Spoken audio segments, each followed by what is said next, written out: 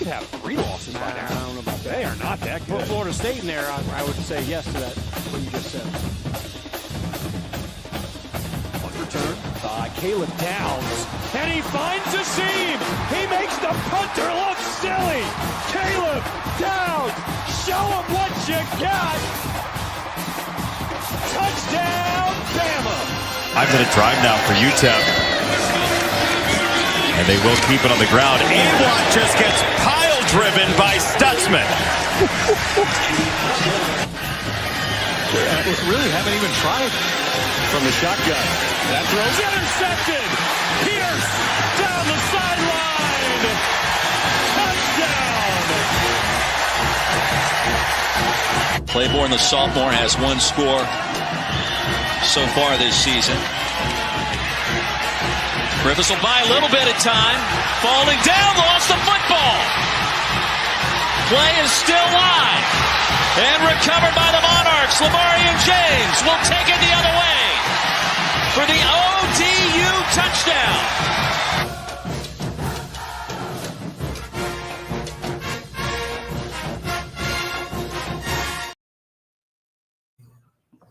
Welcome back to Devy IDP Grind. I'm Hollywood Titan. I'm joined by my co-host Justice, and the college football playoffs are officially here. Yes, can't wait. First, we get this awesome game right now, Ohio. Jackson. Oh yeah, this is like the G5 playoffs, man. Two conference champions playing each other. We actually had a perfect setup. You had all 4 conference champions playing each other, and Boise State in the playoffs, and then Marshall had to go and ruin it. yeah. It was Marshall against Army, Ohio against Jacksonville State. That would have been pretty awesome, but Yeah, that would have been awesome. Marshall had to go and ruin the fun. Yeah. Yeah, there's a lot of fun being ruined right now. This is crazy. We'll get right into it. So before we get started, I feel like you, man. Hey, there you go. Enjoying a frosty beverage. Yeah, I'll probably have me a few when we get done as I get ready for tonight's Indiana Notre Dame game, which comes on at 8. And you said Florida and Tulane comes on at 3:30. Yeah, Florida and Tulane. So yeah. I don't even know where to begin with this mess. So this is good for the Ivy League, though. They won their federal antitrust case over not having athletic scholarships, which I did not even realize that they didn't have those.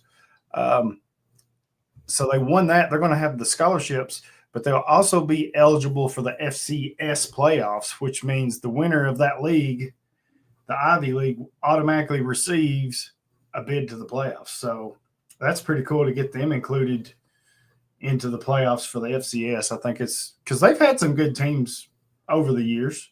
They deserve to have their share of it too. So I don't hate that at all. No, it's it'd be good for them, good for the Ivy League. Yep. And here's where it gets crazy. So I don't even know with this.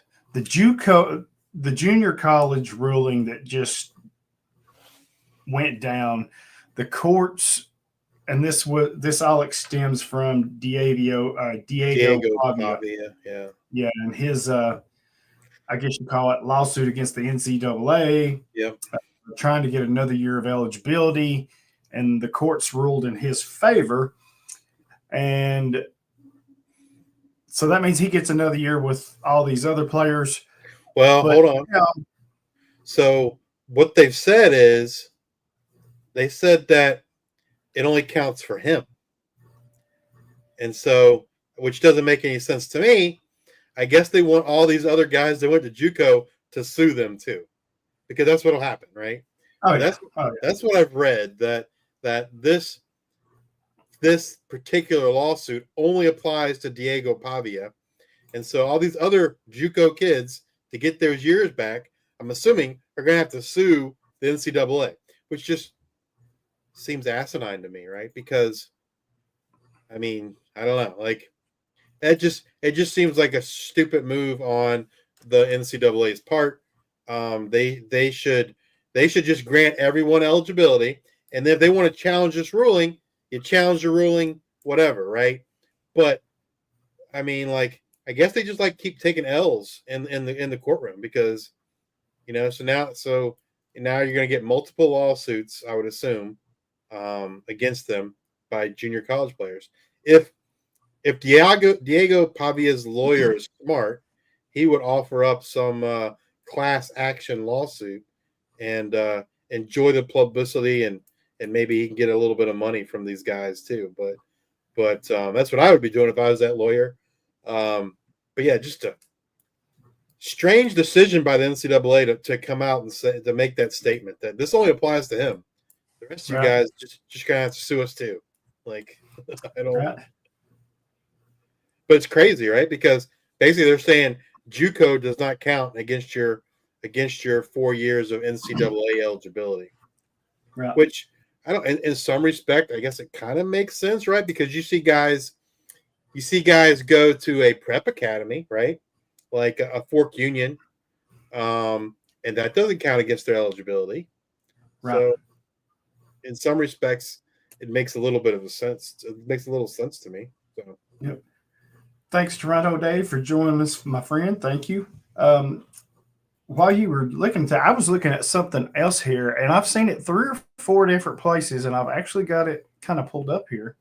And maybe I'm just misunderstanding it, but it says big ruling today by the court, or a big ruling by court today that JUCO athletes who play college sports retain, as you said, they'll retain all 4 years of NCAA eligibility, even if they play 1 or 2 years of JUCO.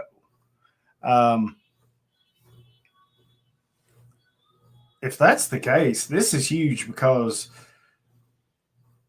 there's a lot of people against this already. Steve Sarkisian done come out and said, this is pretty much stupid. You're going to have possibly 28 and 29-year-olds playing against 18 and 19-year-olds. It already happens. I don't know where he's been. Like, has he ever heard of Cam Rising? Is it McCormick, the kid down at Miami? It's been in college for like 8 or 9 years. So it already happens. So, like, I don't know. But then I think somewhere else that now that if this is in place, it's basically going to be a minor league system for all these big conferences. They're going to recruit these players and say, hey, you go to JUCO college for a couple of years and get right, and then we'll bring you on here. Well, yeah, it already kind of happens to a certain extent, but yeah, so right. Like, so Tennessee is going to get some community college in Tennessee to start a football team as a junior college, and that'll be the Tennessee farm team, right? Absolutely, yep. Yeah. For sure, funnel them a little money here and help them out. Hey, if you help us with the team, we'll give you some funding and shit like that. So yeah, it's a. If you think about it, it's a great way for the. It's already done. This already happens, but it's just even formalizes even more. The kids that academically can't qualify. Right. And I've already seen this kind of trickle into the high school level now.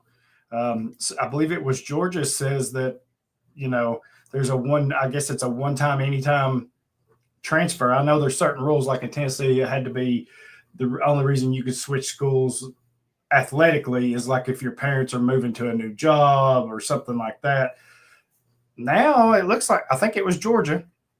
It looks like they're going to allow one time, anytime in your high school, you can transfer one time without any restriction. So we're already starting to see this trickle down. It's going to be a mess, man. You're going to have. It's been happening at high schools for years, right? They just use a fake or use someone else's address and make it happen. But right. Like I can tell you, like where I'm at, like there's one of two ways. Number one, like you move into that district or that zoning, then you get to go to that school. But like all the high schools in my area, they have what's called academies, right? And each of them is a different academy. Like one might be STEM, one might be music, one might be international studies, whatever. You apply for that program you get in. Now you go to that school. And I know for years, a lot of folks that thought certain schools use that as a legal mechanism to get players to transfer in to play sports. Yeah. Yeah, there's each state's different, but yeah, I think in general they all are similar in a way. I mean, there was a high school in Virginia that I don't know. It was a pretty big to do about them recruiting players. So much so that at one point they got kicked out of the playoffs. Then they got reinstated in the playoffs, and then this happened in a matter of a week. They got kicked out, reinstated, and then the school principal pulled them out because he found additional evidence that looks like they did some illegal stuff. But wow. yeah. So crazy to see that go into the high school level, right? And I think if I'm not mistaken, don't some high schools in certain states offer NIL potentially? Oh, I think so, and I think that was oh man, was it the kid that's going to Tennessee, the Brandon the Frazier kid, the quarterback? Didn't he win a I want to say, I don't know if it was a lawsuit, but it seems like he was a part of something like that where they were trying to, where they said you couldn't be part of an NIL deal. And I think he won that. I think he won a part in that state. So I think the state of North Carolina, I believe, allows high school players to have NIL deals now. I think. I remember seeing that somewhere.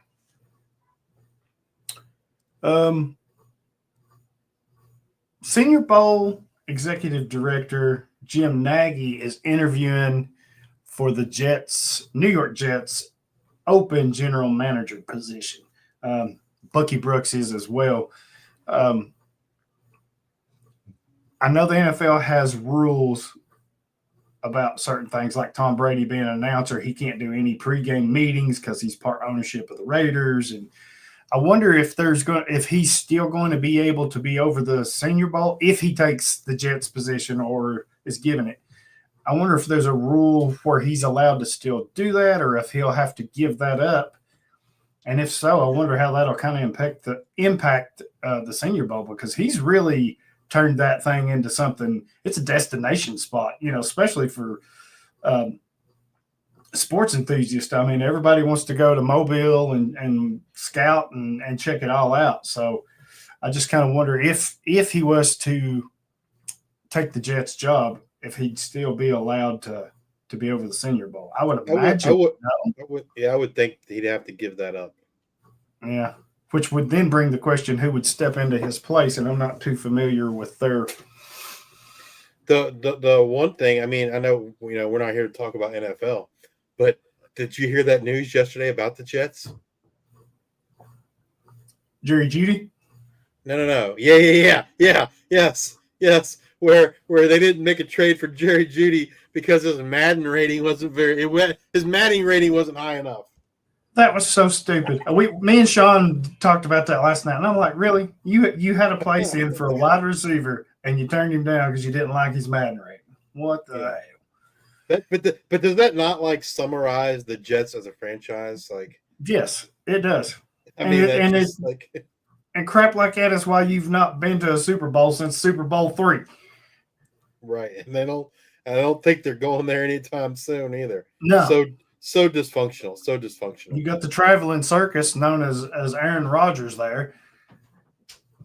You got coaches being fired. It's they're horrible, man. And I used to like the Jets when I was really young, back in the Freeman, McNeil, and Altoon and Ken O'Brien days. Oh yeah, back when they had Mark Gastineau and Joe Klecko. Yeah. But man, speaking of Gastineau, did you see him get in the face of Brett Favre for the whole sack issue with Reggie White? Oh, good Lord, man! Talk about holding on to a grudge. Yeah, for real. We mentioned the playoffs are starting tonight. But news came down earlier, or I saw it earlier today, that Georgia is going to be without their starting quarterback, Carson Beck, probably for the rest of the season, which means it's going to be Gunnar Stockton time. I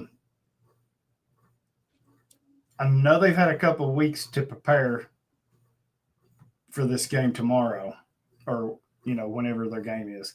Not tomorrow, but theirs is in a couple of weeks or whatever. They have to feel kind of pressured and in a rush to get Stockton up to par here. I know Carson Beck wasn't the greatest quarterback in the world, but he wasn't so great this year. Right. So I just wonder if they feel like they're in a rush or pressured to get Stockton kind of up to speed, up to par, because he's, for the most part, he's been taking second team reps and all that. So be interesting to see how they do. We told you tonight Notre Dame is hosting Indiana. Fans have been lined up in their cars since 6 a.m. this morning, ready to go in, and it's snowing like crazy there. This is going to be a fun game tonight, I think. Yeah, well, I'm looking forward to it, man. It's definitely one of the. I mean, I'll probably watch them all. Yeah, I want to see your Tennessee Vols win just to see Ryan Day get fired. Yeah, well, it's called Neyland North now. They had that changed on Apple Maps. They're buying tickets at an alarming rate, and the tickets are dropping. Like the price of the tickets, there's some tickets for like $88 now, which was less than a ticket to the Kent State game that Tennessee played earlier this year. I had an opportunity to be able to go to the Penn State SMU game, but I was actually in Pennsylvania earlier this week, and my buddy had access to 2 tickets, but I had doctor's appointments on Thursday and had to come home. Oh, that stinks. Yeah. So, yeah. Speaking of Ohio State, like I was talking to someone earlier today, and like, I'm not a Ryan Day fan. Like, I don't think he's a very good coach, but like to me, he reminds me of like a bad guy in a movie. Like he, like he should be like he's like one of the wet bandits from Home Alone, right? He's one of the, yeah, that's kind of what he reminds me of, man. Like, and I think a big part of it is the fact that he freaking 100% is a just for men client, right? I mean, he has to color his beard and hair, like, and it's like just so obvious, and like I don't know, just that adds to the evil persona in my opinion. But like I'm surprised he doesn't do a just for men ad, like Right. If Tennessee goes in there and thumps them, they're going to set that place on fire. The fans are already out on. They're already talking about they want him fired, right? Because he lost to Michigan. Yeah. He's lost to Michigan 4 years in a row. If you couldn't beat Michigan this year, when are you going to do it, buddy? And they got the largest payroll in college football. Yeah, and if you remember a few shows ago in the news and notes, I mentioned that Ohio State was offering packages where you could run out with their team. There's been a couple of Vol fans that's purchased that package. So, oh wow! Yes. So I don't know. That's an ultimate troll job right there. I know, right? And also, there's some kind of I don't even know what it is. It's something new that I just saw. I guess I don't know if it's Apple, but it's Playtunes or something. Like you can go to these bars and stuff. I guess you can do it over your phone or whatever and play music. But they've banned Rocky Top from all the bars up there because everybody keeps downloading it and playing. It's going to be great. I can't wait. I may not survive tomorrow night. That might be. You just go ahead and get my tombstone ready because. Yeah, I wonder. Like, I mean, a lot of bars have this app called Touch Tunes, right? Where you can That's it. Touch Tunes, yeah. Yeah. But like in my experience, you have to like, if I've been to the bar and I've played Touch Tunes, then I can control it from my phone right now. But I always thought at least you had to go to the bar one time in person. Like you couldn't just randomly pick bars and start playing music. You had to at least go there once. I don't know how all that works. So maybe some of these fans has been up there, but Yeah, I think turned you, us on.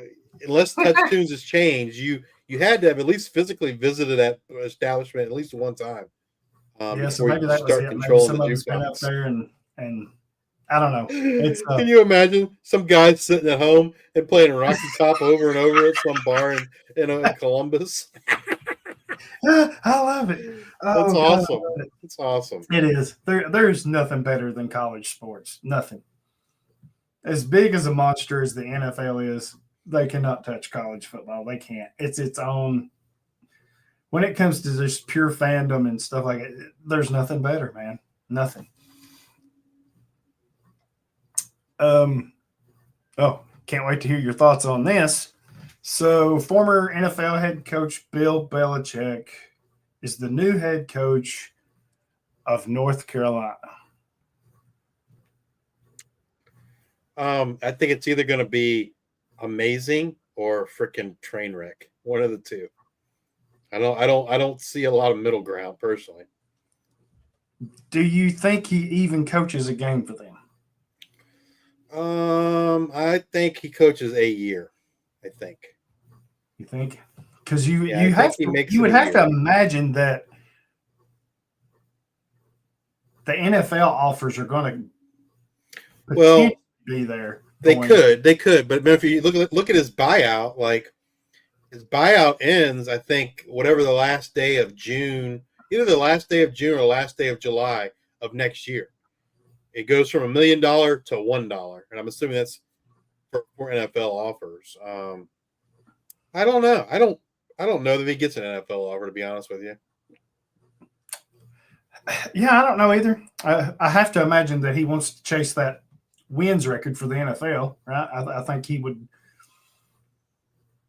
if he would be truthful, I think that's a goal that he would like to have, right? He's got the championships and division titles and all that stuff. But I think from a personal standpoint, I think he would like to have that record that Don Shula holds. But I don't know. We'll see. And I'm like you. It's either going to be an epic hire for North Carolina or it's just going to be a complete train wreck, as you mentioned. I mean, I don't like where you don't worry about him is like the X's and O's part, right? But where you do worry about him is recruiting and dealing with the current college football landscape, right? I mean, like in the NFL, he has this guy under contract for 3 or 4 years. In college football, like this kid can say, "Screw you, buddy, I'm out. See you later," right? And so, yeah, I mean that's I feel like that's going to be the hard adjustment for him. I gotta assume like he's not the one doing like the in-home visits, right? It just doesn't really. His personality doesn't strike me as that would go over very well in today's age. In general, I certainly think he's going to have some kids that absolutely 100% want to play for Bill Belichick, and so that's not going to be a big deal. But there will be some athletes that, I think he will turn off. But at the end of the day, maybe that's not the type of athlete that he wants anyway. So it's going to be interesting. I mean, I don't think it would be impossible or for him to at least make the college football playoffs from the ACC. Like, it's not like the ACC is the SEC. Right. So I wouldn't, again, I can see him winning 3 or 4 games to go into the college football playoff. It'll be, and they got some major NIL money now, right? Then they went from like $4 million to $20 million. Yeah. So that was one of the things when he's hired on, they gave him a bunch of money to work with. So, and if you think about it, he's really got to only right now, based on this year, he's really only got to contend with Clemson and SMU, right? That's the two that he has to really. Those are the 2 big ones, yeah. Yeah, because the rest of the league is down, like Florida State and those. Well, I guess Miami too. You throw Miami in there, so. Yeah, but I mean, Georgia Tech's pretty decent. They they can hold on to their players. Yeah. Continuing with the new coach theme here, UNLV. UNLV is hiring Dan Mullen to be their next head coach. He spent the last 3 years as an announcer with ESPN. Has a 103.61 career record, 62, about 63% win percentage, and has a 7-3 bowl record over 10 seasons. I kind of like this fit for them. I think he'll be a good coach for them. Yeah, I like it. I agree with you. And then also Rich Rodriguez is returning to West Virginia to be their next head coach. He spent 7 seasons there from 01 to 07 with a 60-26 record, 69% win percentage, and has coached for 18 years with a record of 136.91 at about a 60% clip win percentage clip and 6-6 in bowl games, and has been at Jacksonville State the past 2 years. That's what we're watching now. He's been 18-8 there over the last 2 years. So I think this is a good hire for West Virginia. I think this is something they've been needing. Yeah, it's I like it. Hate to see him leave Jacksonville State because, man, they've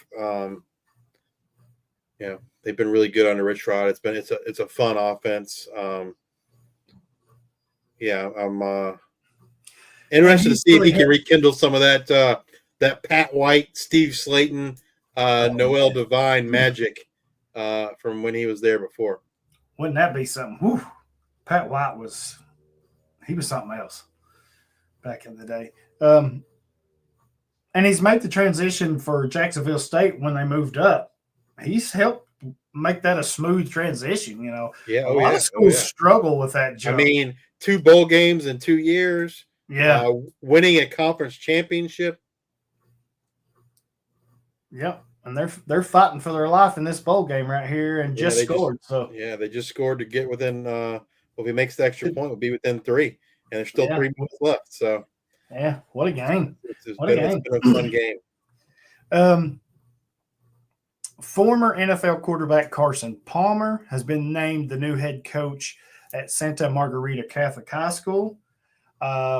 We've all heard about Teddy Bridgewater going back to his alma mater. I forget the name of it. He helped them win a state championship this year. So you're seeing a lot of former players go into coaching. Michael Vick at Norfolk State. Michael Vick, he's going to be the next head coach at Norfolk State. That'd be interesting. A lot of folks compare it to Deion Sanders. I don't necessarily see it like that. Because if you remember, like Deion Sanders, he brought Shador with him. He brought Travis Hunter with him. To the best of my knowledge, Mike Vick isn't bringing any of those guys with him. Right. So it's probably more like Eddie George, right? Who has done very well at Tennessee State. Also on Teddy Bridgewater, he's received a couple HBCU offers I saw earlier. So I think it's neat to see the former players kind of giving back at lower levels and kind of working their way up. I guess it's a lot different from the old retread stuff where the same coaches year after year get hired for different places or whatever. So it's good to see some of these young guys, former players anyway, get their chance. And then one piece of recruiting news, former 5-star and number 1 edge of the 2024 class, Williams Nawarni, has transferred from Missouri to Nebraska. So that's a huge get for Matt Rule and his defense. So there's been some others, but I figured we'd just wait and do a show later on some of the portal stuff and recruiting. I heard some interesting piece of news today regarding Michigan and one Jashawn Barham. I've heard that kind of like what Penn State did with Abdul Carter, moved him from linebacker to edge. That's what Michigan's going to do with Barham. Have you heard that? I have not, but that would be interesting. Yeah, I guess the guy I was talking with said that I guess the NFL is telling him, hey man, you're not a linebacker. You need to play edge if you want to make it to the NFL. No, I hadn't seen that. I'll have to. It worked out well. It worked out well for Carter, but Carter was a big dude. I didn't think Barham was. I didn't think Barham was that. As far as weight wise, I didn't think he was that big. But I was going to look at his Michigan roster to see. He's probably around. No, I mean he is. He's 6. According to Michigan, he's 6'3", 248. So. Oh. Yeah, I guess he's right there. And I think Abdul Carter was like a little over 250, right? So yeah, 253, I think he was. So at the time, that'd be interesting. Yeah, I wonder how much more of that I'm sure it's always been there, but I wonder how much more of that we'll see. Hey, you're not a linebacker. You need to move to another position. Well, and plus they lose. I'm assuming they lose Stewart, right? So maybe he probably slides into Josiah Stewart's role. Yeah, that would be. I think that would be the good fit right there. Because I'm assuming they have linebackers. They got Ernest Hausman still there, right? I think he has said that he is, he's returning. Yeah, and they got a couple young guys. I think one of them's name is Dominic Nichols, I think is his name. There was a high recruit, so it's Dominic something. But he was a high recruit for them last year or the year before. So he should be kind of moving up, getting ready. I mean, Barham's bigger than Josiah Stewart. Josiah Stewart's on their roster is 6'1", 245. So Barham's taller and got a couple pounds on him. So yeah. Interesting. I hadn't heard that, but that is interesting. Oh, so for our 5-star topic, we decided to do award winners, and this will be a touchy subject for us when we get on down in here. But I listed some of the award winners. We'll go through them. So, like the first one is the Aeneas Williams Award, excuse me, which is given to the top defensive back of the HBCU. And that's James Burgess, cornerback for Alabama State, 6'3", 186 pounds, senior.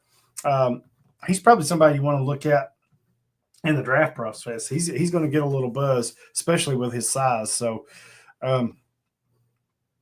he's probably at best going to be a late round pick, maybe. I would expect him to be undrafted, but he's going to get a little buzz. Had 12 games this year, 53 tackles, 34 solos, 4 TFLs, a sack, 4 interceptions, 10 PBUs, a fumble and a fumble recovery, or a forced fumble and a fumble recovery. So he done a little bit of everything for them. So he's definitely drawing some buzz. Staying with defensive backs, the Jim Thorpe Award for the top defensive back goes to Jade Barron, safety from Texas, 5'11", 200, 13 games, 47 tackles, 32 solos, 2 TFLs, a sack, 5 interceptions, 14 PBUs. Him and Andrew Makuba really held that back end down for the Longhorns this year. And the other 2 finalists, was it Caleb Downs and Malachi Starks? I have that right? I believe so, yes. So, I mean, I don't know. Like, to me, no problem with that. I mean, any of those 3 would have been a great choice, I feel like, right? Yeah. I think Downs will probably get this award in the next year or 2. I mean, now hopefully not 2. Well, true. Well, hopefully it's 2. There's no way he sticks around his 4th year. No, he won't stick around. You're probably right. Well, but see, isn't Starks a sophomore too, or is Starks a junior? Starks is a sophomore, if I'm not mistaken.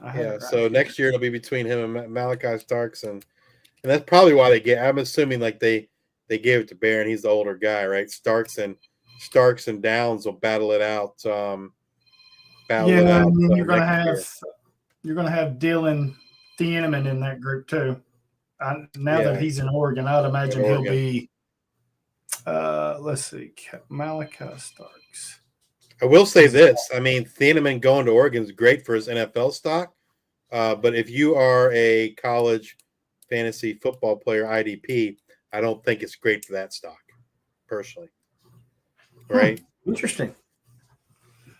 Well, I don't think he's going to drop that much, really. I mean, I understand what you're saying, but I mean, he's not going to get the crazy tackle numbers he got at Purdue.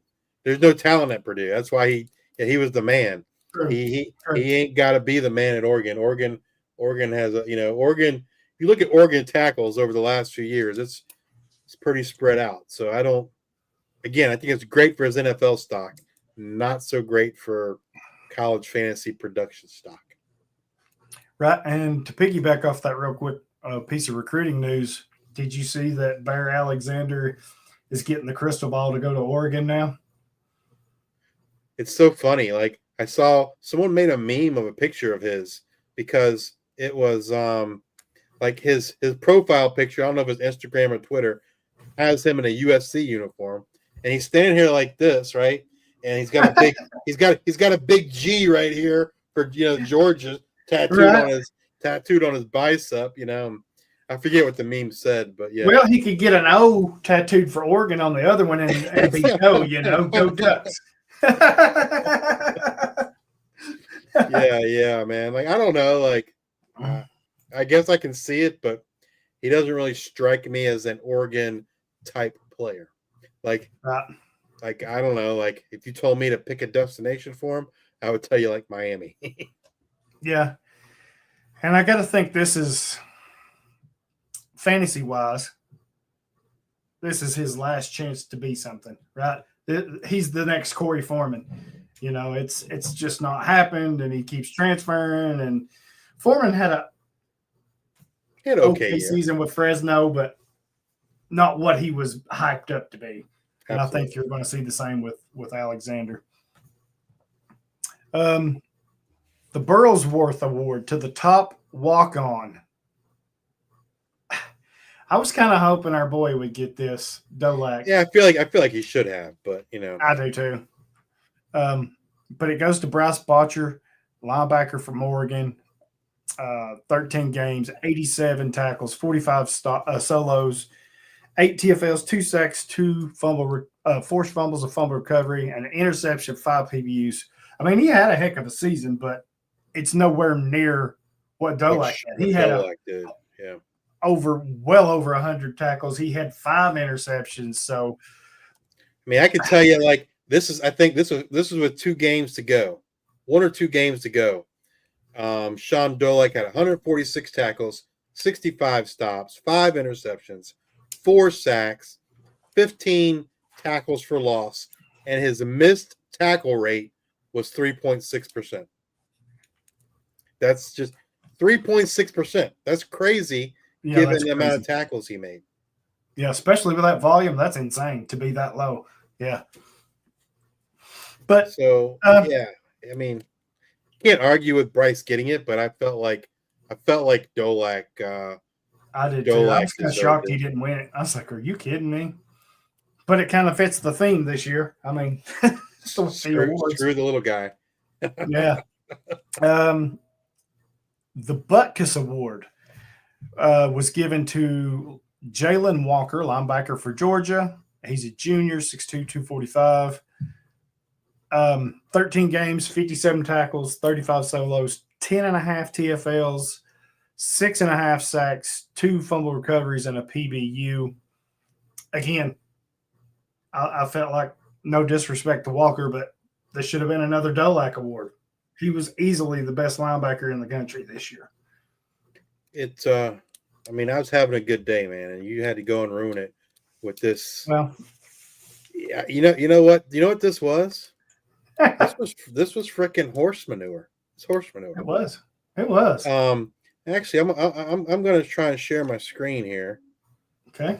And don't pay attention to the graphic. It says G5 Hive, but it's because we talked about it on our show.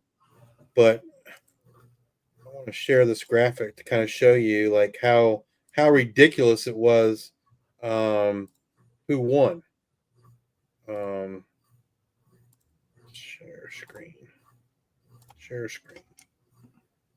Let's see. Boom. Share. Can you see that? Yeah, let me take this overlay Oh. off. Hang on just a second. All right, there it is. So that graphic, and again, it's not the final stats. I think Right. it's missing at most 2 games. It might only be 1 game. But these are the 5 finalists for the Butkus, and then one of these guys was not even a finalist, which is absolutely mind-blowing in my opinion. And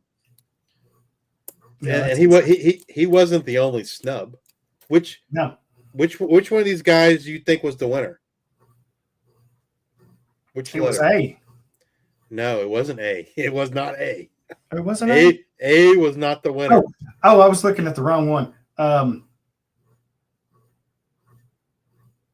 Wait a minute, that looks funny. Was it F? It was F. Yeah, F is Jalen Walker. He won and the. it should have been E.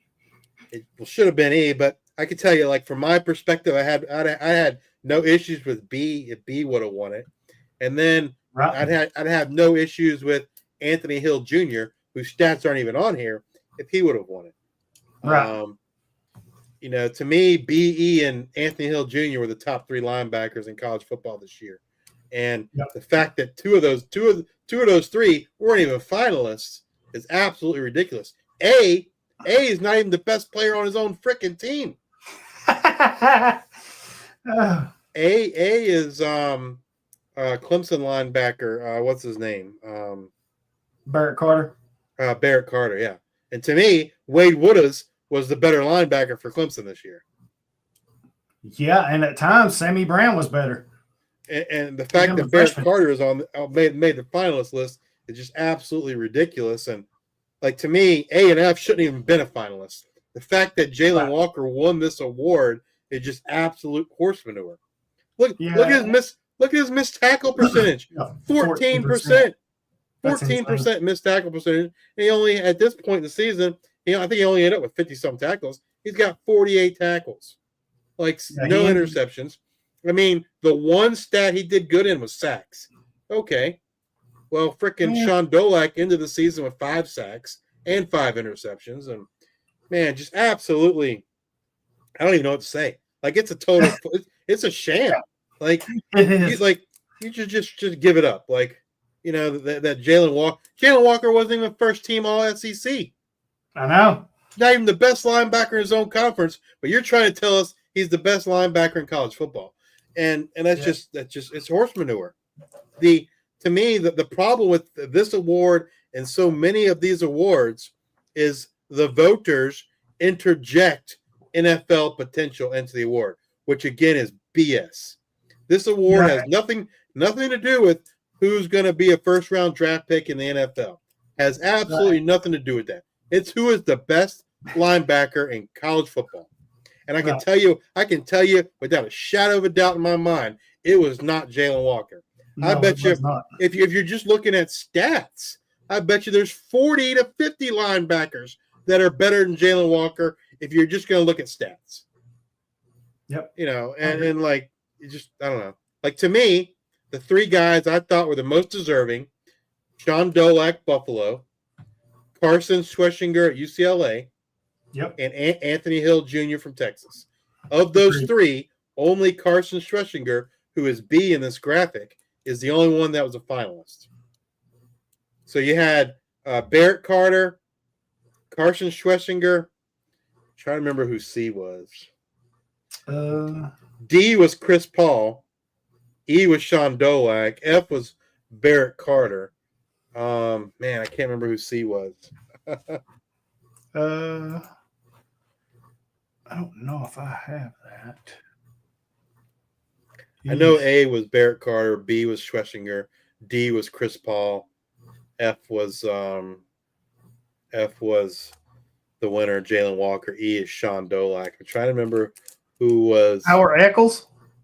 No, he was not No. a finalist. Let me Google it real quick. Finalists for Butkus. Danny Stutzman. Oh, That's Danny who that is. Stutzman. Yeah. That's who C is. C is Danny Stutzman. And Danny Stutzman did not have a Danny Stutzman year. He had a better year last year. He had a much better year a year ago. Jalen Walker getting picked was just, man. And it's terrible. I agree with everything you said, and it's like some of it's turned into a popularity contest too, and we'll get into that, I'm sure, with some of these other awards. But yeah, they pick the big names to have out there, despite how good they've played or how poorly they've played. They would rather have that bigger name from a bigger school than to give somebody that actually is deserving. At least being a finalist, like that. To me, Jalen Walker winning the Butkus Award was the biggest, ridiculous. I mean, there's a lot of them I don't agree with. That one was 100% the worst one.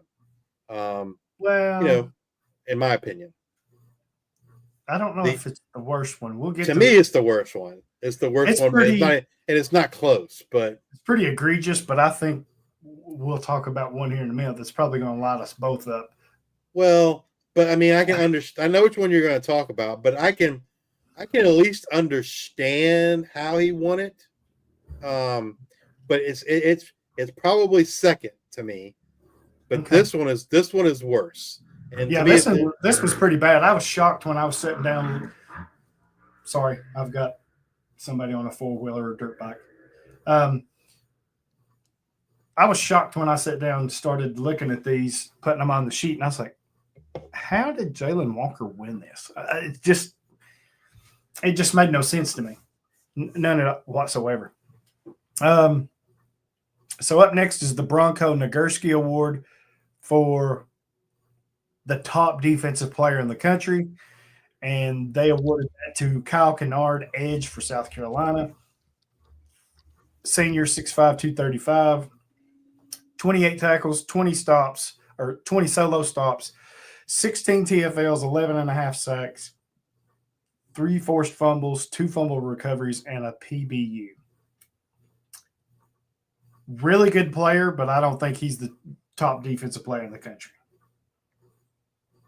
I mean, I would tend to agree with you. I mean, not saying he's not deserving, but I just didn't feel he was the best defensive player in the country. Yeah, I don't disagree. I mean, if you wanted to give it to a lineman, I think there were 2 linemen that were better than him. Yep. At least two. I think so too. I mean, there were 2 linemen that, number one, had more sacks than him and had 80 plus tackles. 80. Yeah. And he's sitting here with 28. Yeah. So yeah, Ohio just won. Yes, I saw that. Yeah, I tend to agree with you. Again, it's not as egregious as the Butkus Award, but I mean, I would agree with you. I don't necessarily think Kennard was the most deserving of the award. Right. But at least you could make an argument. I think there's an argument to say he was a top 5 edge. Top 5 I'm not saying he's not player. deserving. I just didn't think overall he was the best. Absolutely. Whereas Jalen Walker, it's just not even close. Right. Well, while you're fired up, let's go ahead and touch on another one here. The Chuck Bednarik Award, given to the top defensive player of the year. And they gave it to Travis Hunter, cornerback. What an absolute crock of you-know-what, man. He's not even the best cornerback. How are you going to sit here and tell me he's the best defensive player in the land? Sorry. No. That one's bad. It's bad. Not quite as bad as Jalen Walker, but it's. See, I think it is. I think this is just as horrendous as that. I think I don't those think two it's awards quite. right I there don't think was- it's. To me, it's not quite as bad as Jalen Walker winning the Butkus. I mean, it's bad. Don't get me wrong. It's bad. Like, I mean, how are you going to – he wasn't even nominated for the Jim Thorpe Award, which is the best defensive back. Well, I say he wasn't a finalist, I should say. I'm sure he was right. He was nominated, but he was not a finalist. So the fact that he's not – you're telling me that this dude's not even the best at his position, but he's the best defensive player in the country. Horse manure. Right, and we're going to talk about him some more. So for now, I'll leave it be. But 32 tackles, 21 solos, 1 TFL, 4 interceptions, 11 PBUs, and 1 forced fumble in 12 games. So, yeah. If you could pick who was the best defensive player, who do you think that was? The best defensive player for the season. Like, who do you think should have won the Bednarik Award?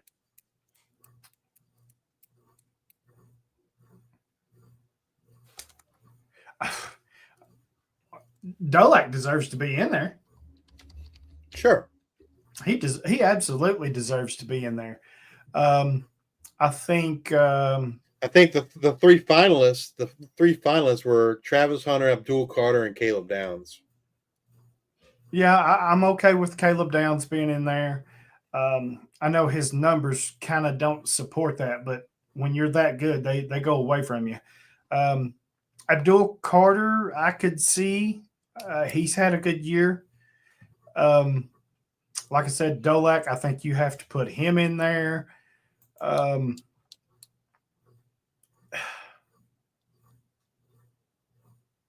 Anthony Hill had a good year for Texas.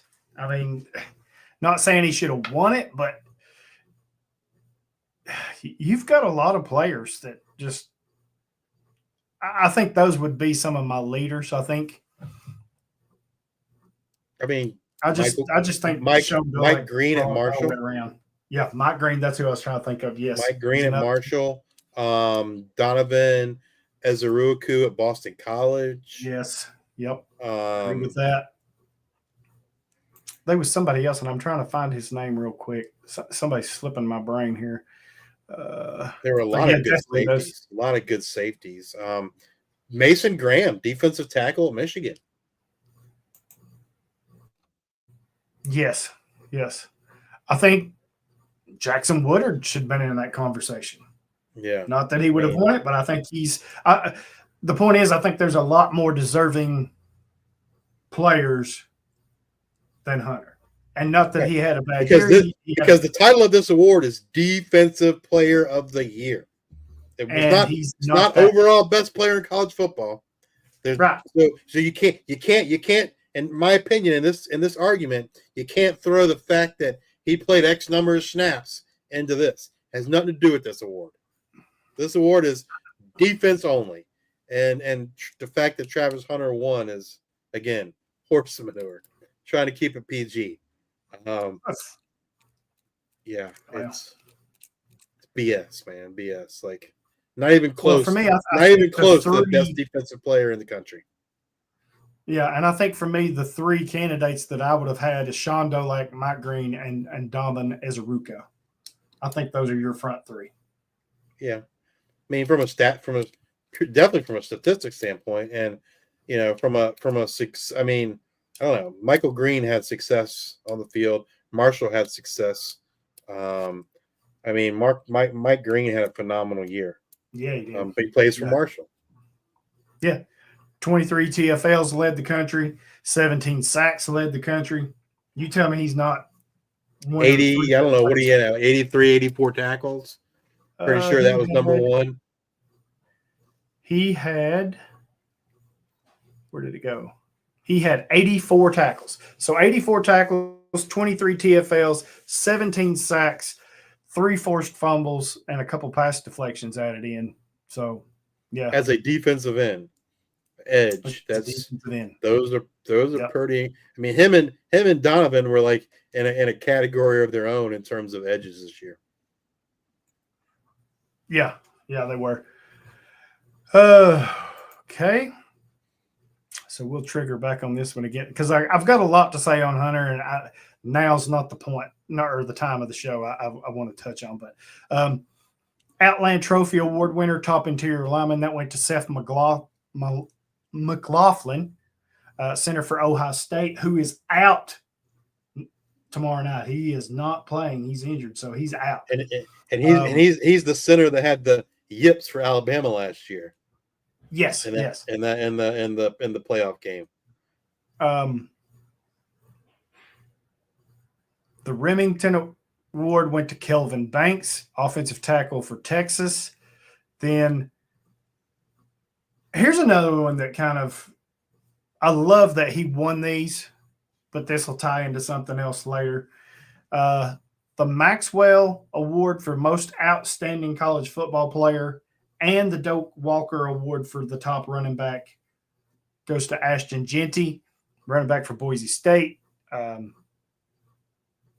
215, a junior, 344 carries, 2,497 rushing yards, 7.3 per carry, a long of 73, 29 touchdowns, 119.6 yards per game, 20 receptions for another 116 yards and a touchdown.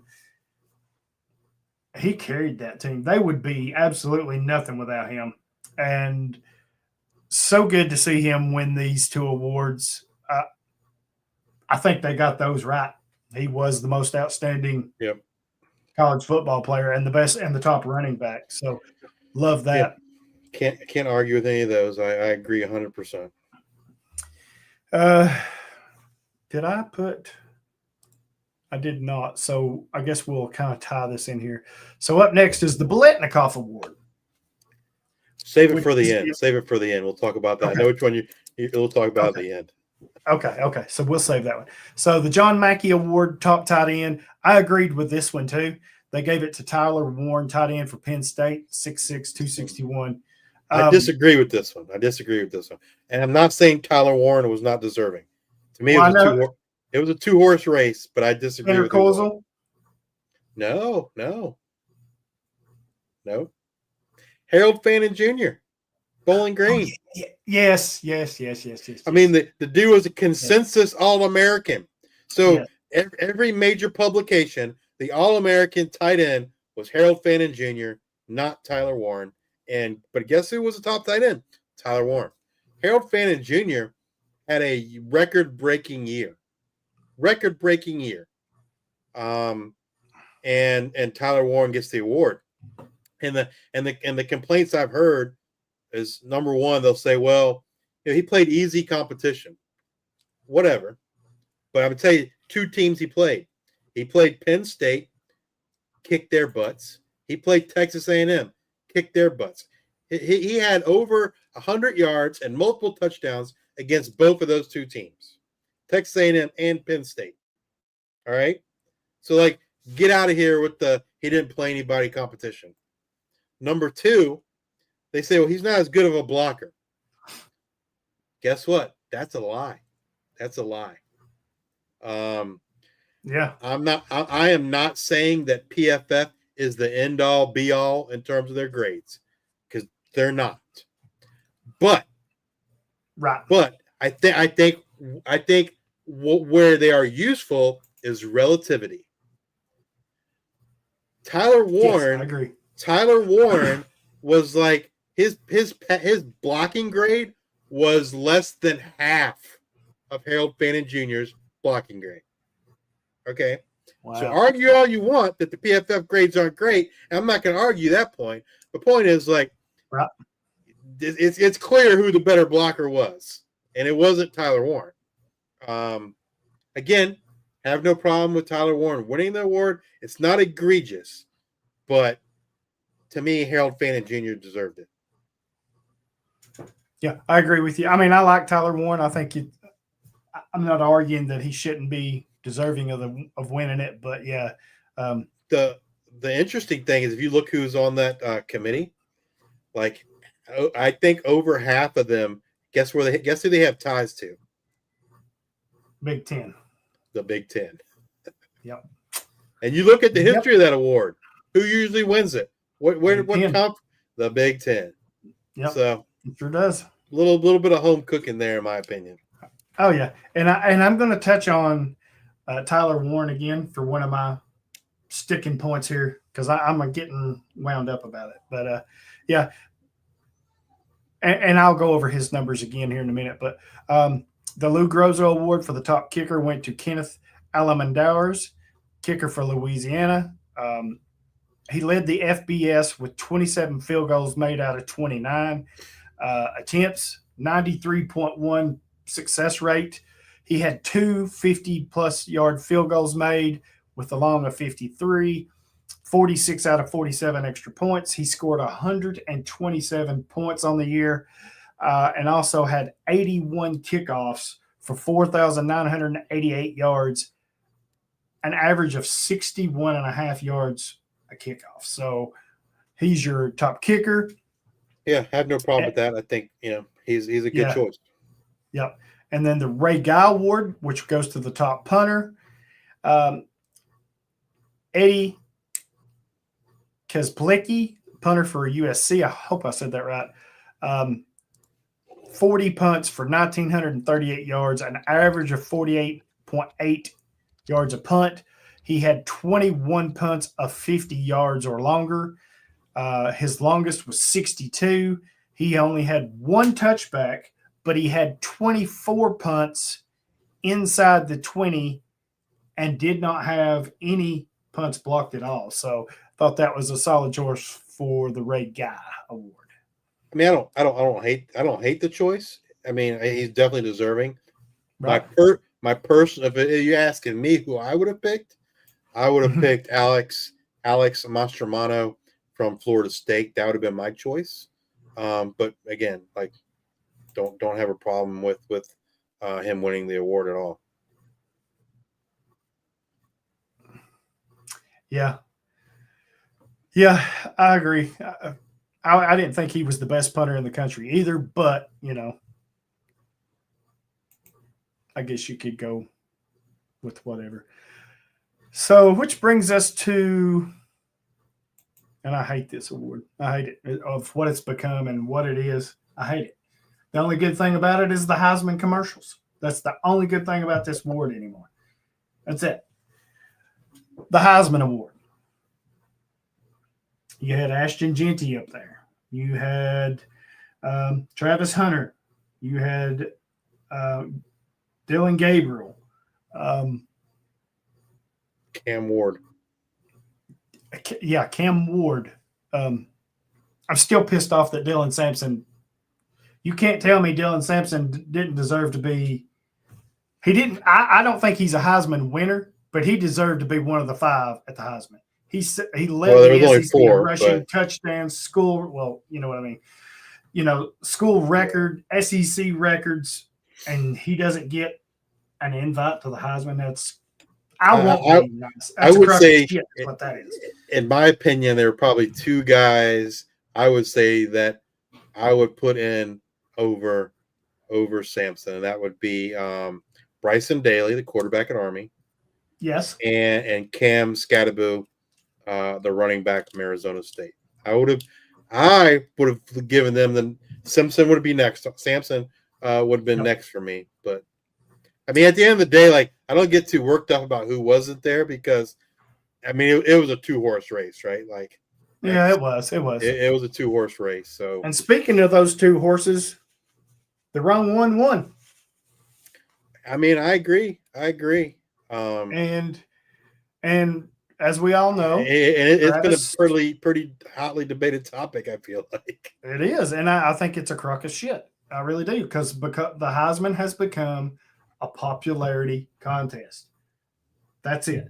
You get your Ashton Jeantys in who deserve to be in and who have actually earned it. Not that Hunter didn't earn it. I don't want it to sound that way. Well, like I wouldn't argue that he wasn't deserving. I just don't think he should have been the winner. He should not have been the winner. So we touched. So you've got first of all, let's go back. The Biletnikoff Award winner, top wide receiver, Travis Hunter, 92 catches, 100. I don't think he should have won that either. But no, and this is my whole point: 1,152 yards, 12.6 average, 14 touchdowns, 7.6 catches per game, 91.1 yards per game, and 1 rushing touchdown. He wins the Biletnikoff for the top receiver. He was not the best receiver in college football. He just was not. You will not convince me of that. Was he good? Yes, he was really good. But Nick Nash of San Jose State, yes, Triple Crown winner. He deserved to win that award. He just did. I mean, he dominated this year. And again, people in that argument like to point to the competition level. Okay, you look at what Nick Nash did against the best team he played, and he had like 8 catches, 135 yards, and 1 or 2 touchdowns. You look at the best competition that Travis Hunter played, and it was like 3 catches for 36 yards.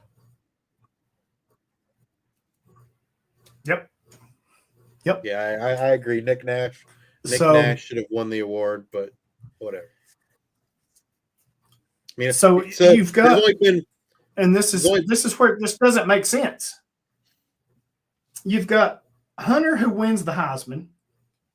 He wins the Biletnikoff. He's not even for the top wide receiver. He's not the top wide receiver. He won, what was it? He won the Chuck Bednarik Award. He was not the best defensive player in the country, and he won both of those awards.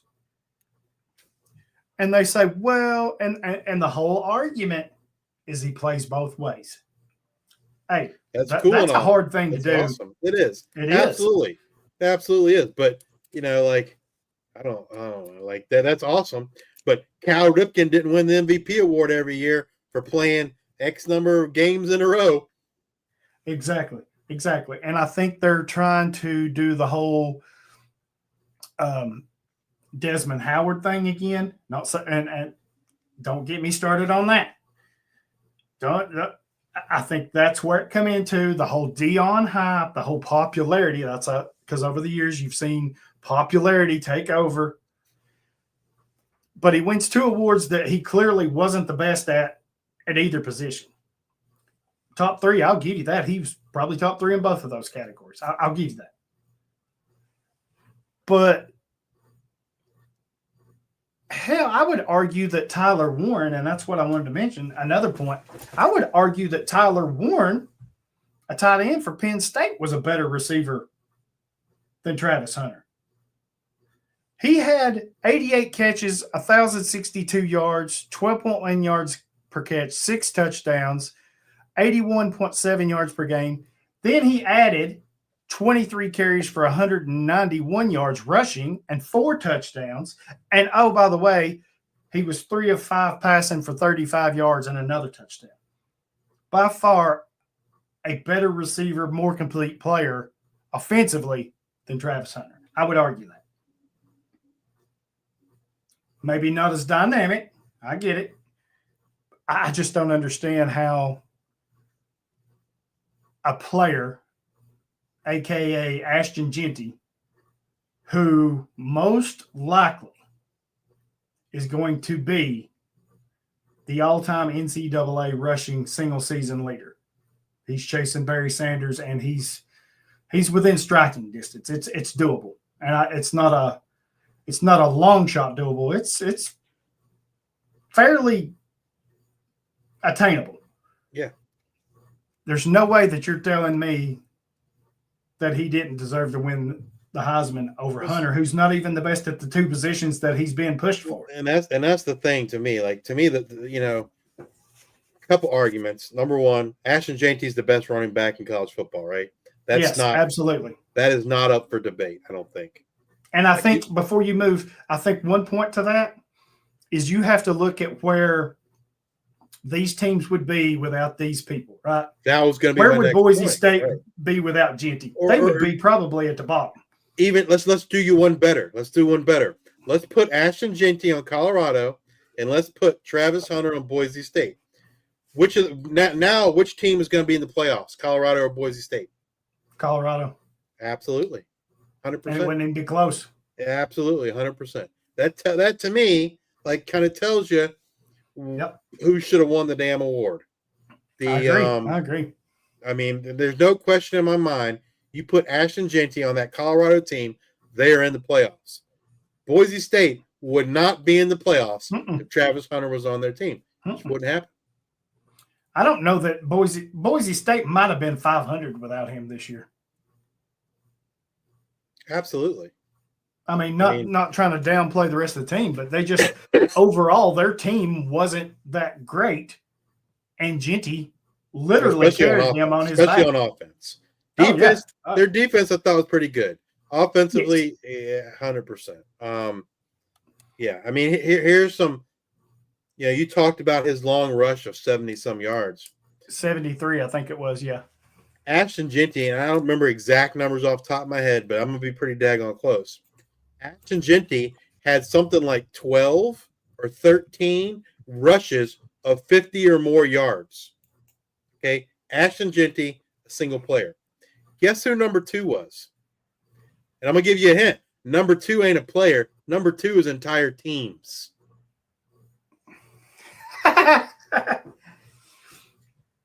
Oh, I have no idea. There's 2 teams that had 7. 7! Like half as many as Ashton Jeanty did by himself. And that was Notre Dame and Navy. We can play this same game with 40-yard rushes, 60-yard rushes, 70-yard rushes. The only time you get to 80, Jeanty didn't have any 80. But Jeanty had more than entire teams had. Like, it just it's just ridiculous. So here's the talking about the longest rush, and I'm looking at Boise State website, so it's just a tad different. So we're going to start back in August. Opener against Georgia Southern. His longest carry, 77 yards. The next week at Oregon, 70 yards. The next week, Portland State, 68. Washington State, 64. Utah State, 75. Hawaii, 54.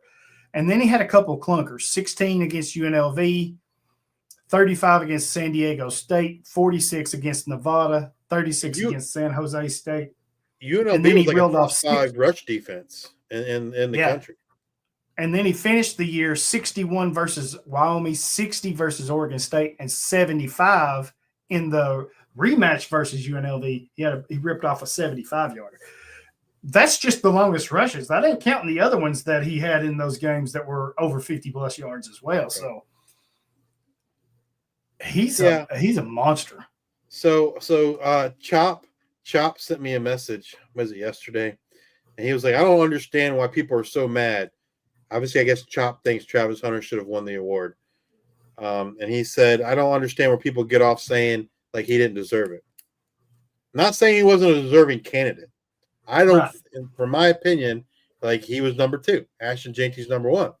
But, to answer Chop's question, when I started thinking about it, I said, I'm going to tell you why people feel so strongly is, number 1, like if you've ever heard Ashton Jeanty talk, you've ever watched him do an interview, like he represents what is good in this world, right? Yes. I mean, he is humble. He is a professional. He sheds credit to his teammates. He's an ultimate teammate. I mean, the dude's just phenomenal all the way around. Phenomenal human being. Yes, he represents quote what is good in this world. Travis Hunter is the complete opposite of that. Travis Hunter represents, in my opinion, all about me. Look at me, media hype, all these things, and for a lot of people, it represents the bad in this world, and I think it's as simple as that. In terms of why you see a lot of the general public so mad about Travis Hunter winning this award. I mean, I think that's a part of it, right? Yes. I think another part of it is I'm with you. I'm not saying that Hunter doesn't deserve to be in the conversation. Clearly he did. Two-way star, doing basically everything for Colorado, right? Much deserving of the winning the award. I just, as you, I don't think he was the best player. And I feel like the one thing that kind of upsets me about it, other than him winning an award or whatever, I mean, you could break down stats and all this, the whole Travis Hunter Heisman campaign feels forced. It was pushed on us every time you turn the damn TV on. Well, and the Heisman talk, it's Hunter. It's Hunter. It started Hunter. 2 years ago. Remember, 2 years ago. 2 years ago at the freaking Colorado spring game. That stuff started 2 years ago.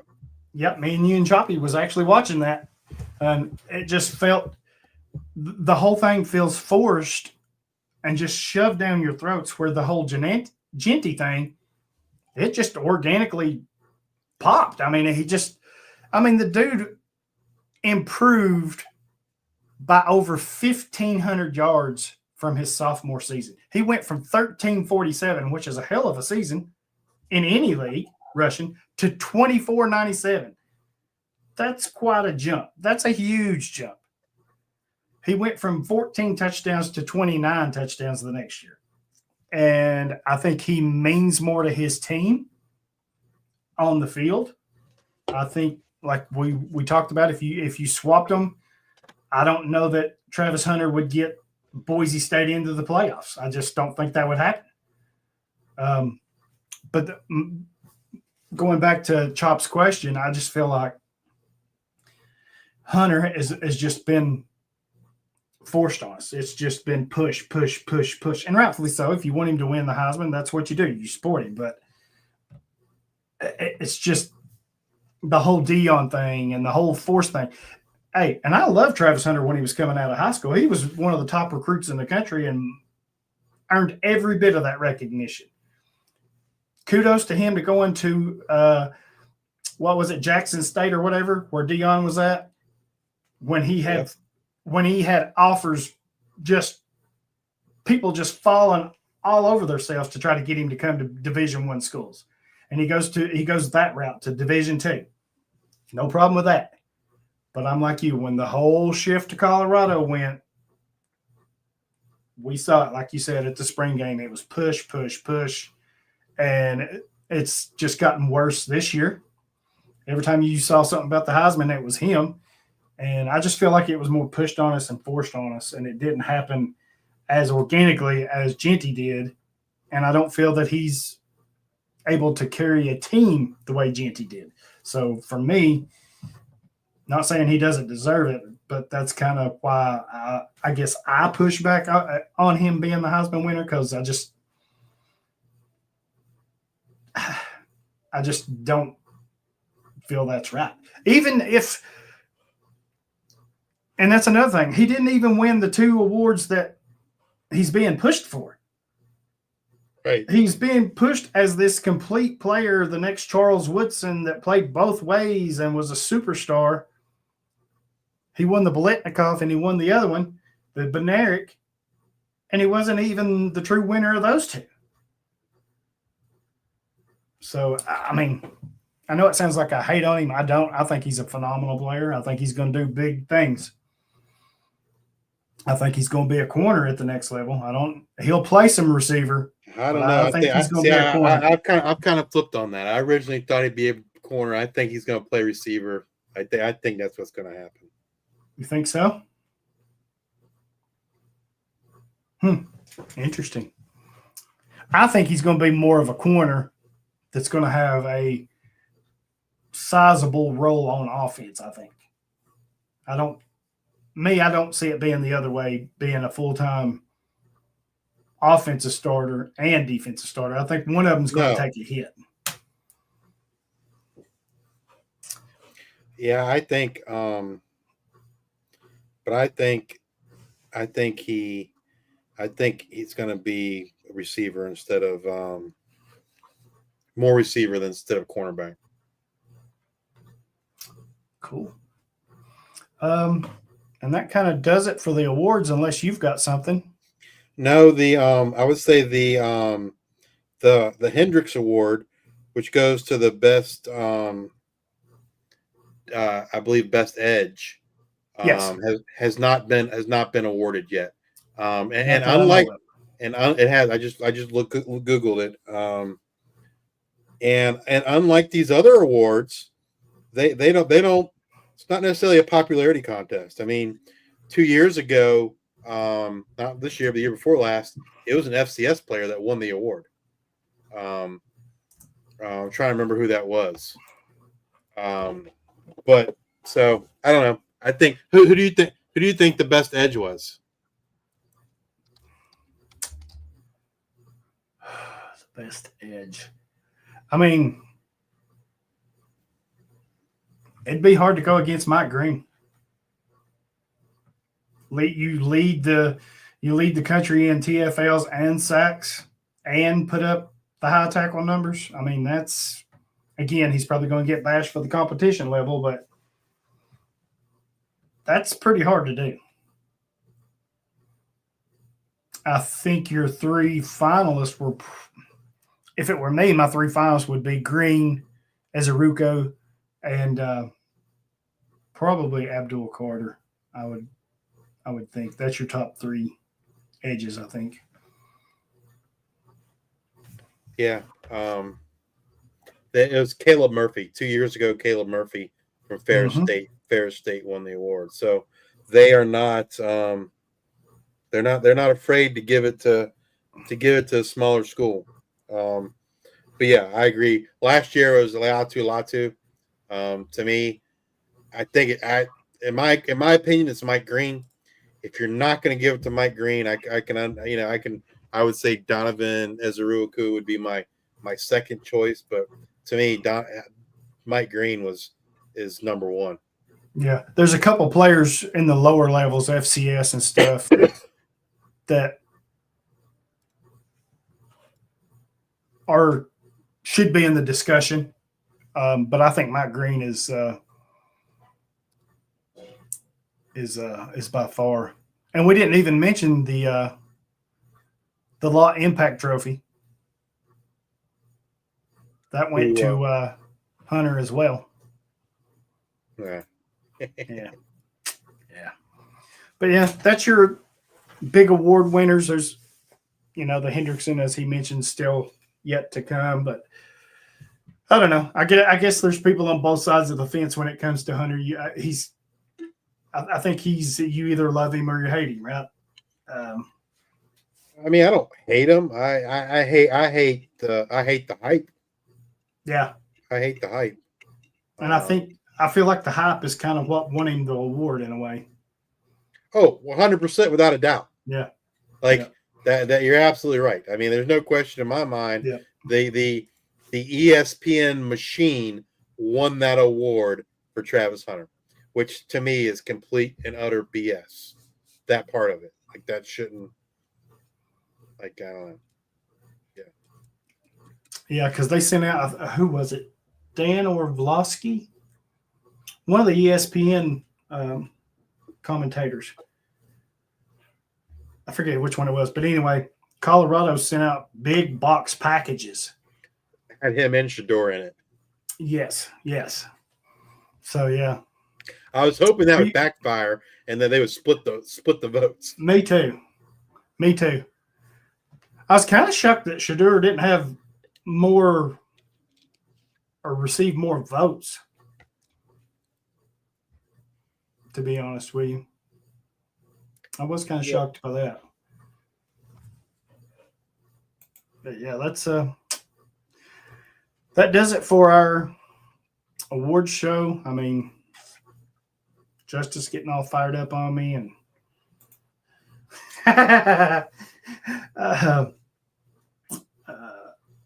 it's crazy. Well, I had to enjoy a beverage to kind of calm me down a little bit. Yeah, well, I'm fixing to have those here in a minute. I'm watching Florida and Tulane here. I'm gonna get ready for the showdown at 8:00 tonight. Who do you want to see in the finals, the college football playoffs? Well, obviously Tennessee. That was a dumb question. Who do you want to see Tennessee play? Well, they'll have to play if they win. They have to play Oregon. No. I mean, who do you want to see them play in the finals? No, I got you. They would have to beat, right? I mean, they wouldn't play Oregon in the finals. Who do you want to see them play in the finals? Well, let me look here because I don't want to misspeak. Where you got Boise State, Georgia, SMU, Clemson. SMU, Penn State. I'm trying to remember who else is on that side. There's two I'm missing. Oh, Notre Dame, Indiana. Okay, so no. Notre Dame, Indiana. On the other side. Notre Dame, Indiana. No, they're on the other bracket. Yeah. That's who they play in the finals. Oh, I got you. So you've got on that side of the bracket, you've got Georgia and Boise State with the byes. You had Notre Dame, Indiana, and you've got SMU, Penn State. Yep. Who do you want to see play Tennessee and for the national championship? It will never happen because I think we have a better shot at making the end than this team will. But I'd love to see Penn State because we would absolutely murder them. And James Franklin is a former Vandy coach, so what better chair? We would absolutely destroy Penn State. I'll be shocked if SMU loses to Penn State.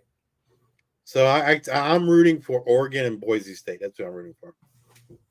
Because they already played once this year, and Boise State should have beat them. Yeah. That's. I mean, I know you can't root for Oregon because your Vols are on the same side, but right. That's where I'm at. Do you think Oregon? Honestly, I don't. And to be honest with you, I'd like to see Oregon. I think they're the best team in college football. But at the end of the day, like the team I'm really rooting for is Boise State. So I could. Yeah. If you take my Tennessee fandom out of it, I would probably agree with that. I would agree with that. I think I would want to see the Boise State Oregon rematch as well. I just have to wonder, can Boise State get past Georgia? Now it helps that they've got a new quarterback. I think that does help a little bit. I don't know that. I mean, I think if Notre Dame beats Indiana, I think Notre Dame has a shot against Georgia.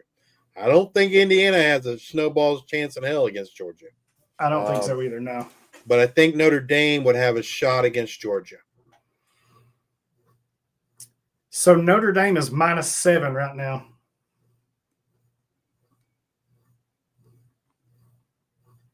Penn State is -9. Ohio State is -7. They're favored by 7. And then Texas is favored by 12 over Clemson.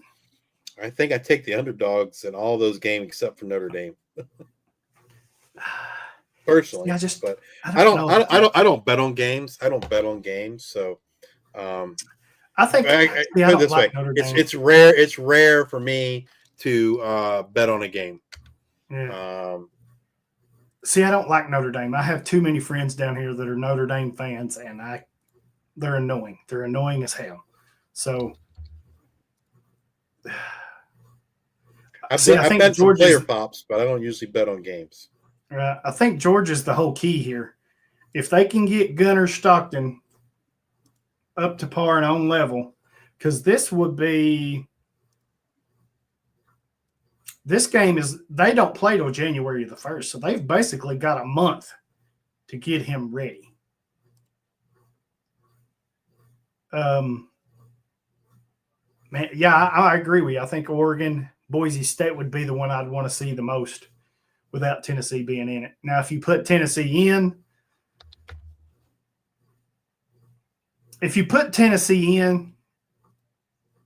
I want to see them play Penn State. Or I'd like to see them play Georgia, actually, because I think that they mopped the floor of Penn State, and I think they would get revenge on Georgia a second time around.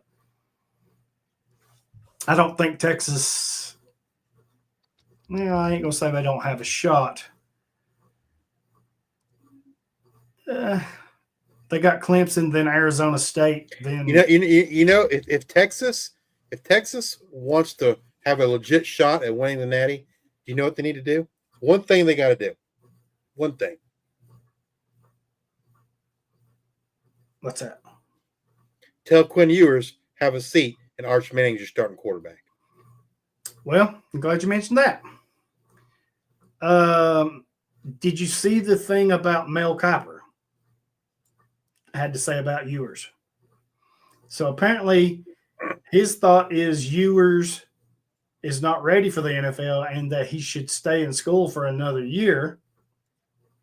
And if that's the case, I think Texas tells him to take a hike. Or maybe not like that. I would say Texas would encourage him to go play somewhere else if he decided to return. Because it's going to be Arch's team next year. Because if it's not, he's leaving.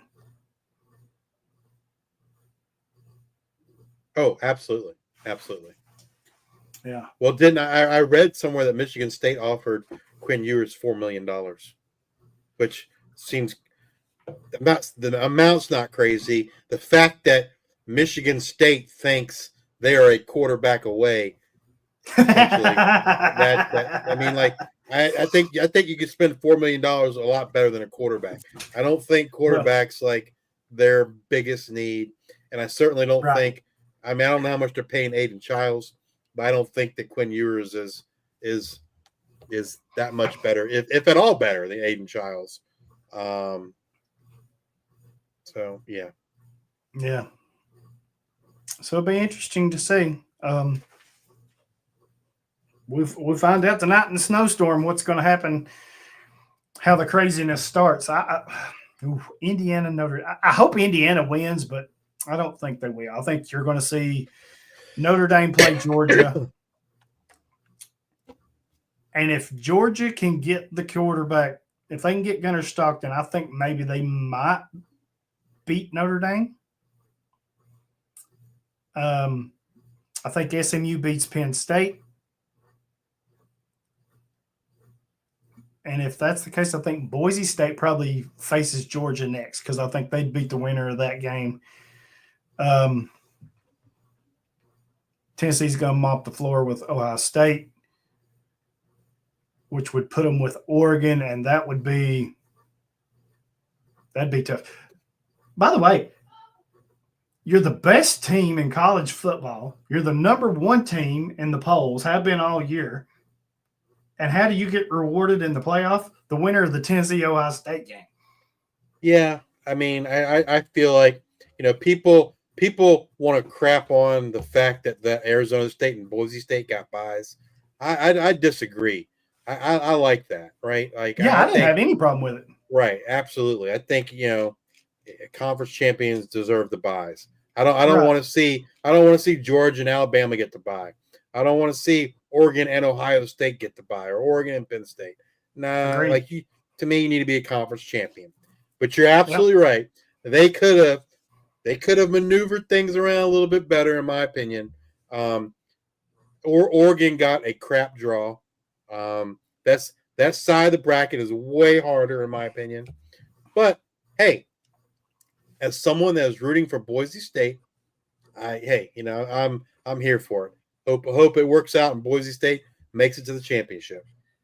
Yeah, I'd love to see them make a run to the championship. If Tennessee can't do it, that would be the team I'd pull for. I feel like the one tough game that, well, I mean, they're all going to be tough, right? But the one game for Boise State that would make me the most nervous would be against Georgia because of that Georgia defense as a whole, not because of Jalen Walker. That's the other thing about that freaking Jalen Walker award. He's not even the best defensive player on his own team. No, he's not. But he's not. Malachi Starks is a way better defensive player than Jalen Walker. Oh gosh, yeah. And Starks, being as young as he is, he's made some errors, on the field, as any player does. But man, he is so freaking talented. He is just amazing what he does back there. But yeah, that's it. Our playoffs kick off tonight. There's some bowl games on. Florida's up 6-0 on Tulane right now with 5 minutes left in the half before halftime. So do like me and Josh, just get you some cold up beverages, sit back, enjoy the games. Tomorrow's going to be a blast. If I survive tomorrow night's game, me and Justice will be back next week. You can find me at Hollywood Titan. You can find him at Justice_2318. You can follow us at Devy IDP Grind. Give us a rate, review, and subscribe wherever you listen to podcasts: Apple, Spotify, Podbean, Stitcher, iHeartRadio. Do the same over on YouTube. Also, check out the G5 Hive that Justice does with Luke. Excellent show. You'll want to check that out. And with that, we'll be back next week. And I don't know what our topic will be. I'm sure we'll go over review some of these games, but we may start looking at some off-season stuff to start looking at. But I meant to ask you, do we have an opening in Devy IDP Grind League? We don't have an official one yet, but maybe we can talk about one that you want to make official after the show. But yeah, to my knowledge, we don't have, quote, an official one. All right. So, yeah, if you're interested, please stay tuned for that. And I've talked to Justice about another league that I would love to do, but I don't know if I can get that going. But stay tuned for that as well. We'll see you next week. Appreciate you for listening. Spread the word. And we'll be back next week.